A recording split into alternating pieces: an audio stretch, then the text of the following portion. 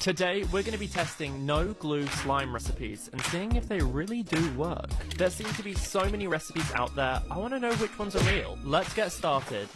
Now the first recipe I'm going to be testing is using shampoo and salt to see if it can make slime. I just poured the shampoo into a bowl and gradually added some salt to it. I don't know if you can tell, but the shampoo is actually already quite thick, and you can see that the spoon cuts through it rather than mixes it smoothly. It seemed to me that the more salt I added, the thicker it got, so I just kept eyeballing it to see what it would look like and to see if it would get thicker, and it eventually kind of did. Now it definitely wasn't slime, but I wanted to see what it would look like after 2 hours in the fridge, and this is what I got.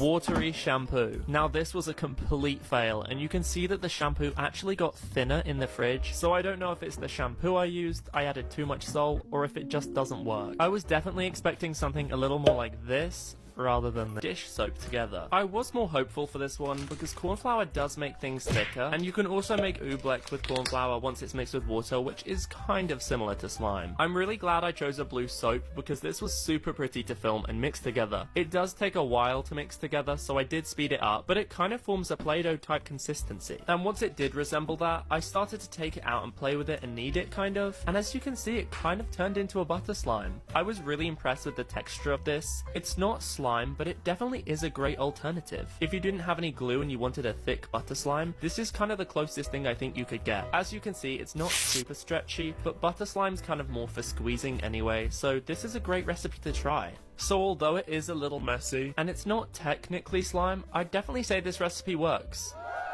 And is officially no glue approved. Okay, now for the next recipe, we're going to be using something called xanthan gum. This is basically a thickening agent, and we're going to be mixing it with shower gel. Now I doubt many people have xanthan gum lying around their house, and if you were to go out and get xanthan gum, you might as well just get glue. But if you do have any, this recipe might be worth a shot. I poured the entire bottle of shower gel into the bowl, and I had to take some pictures because it was so pretty. And then I added around a teaspoon of xanthan gum. Now, I didn't actually find this recipe online, I just made it up. But I mixed it together and it seemed to be thickening the shower gel up.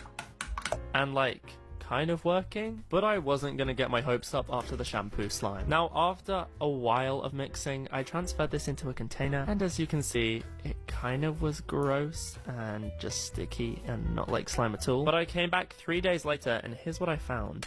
Okay, so it's been 3 days and this has been sat on the side with the lid on, and hold on.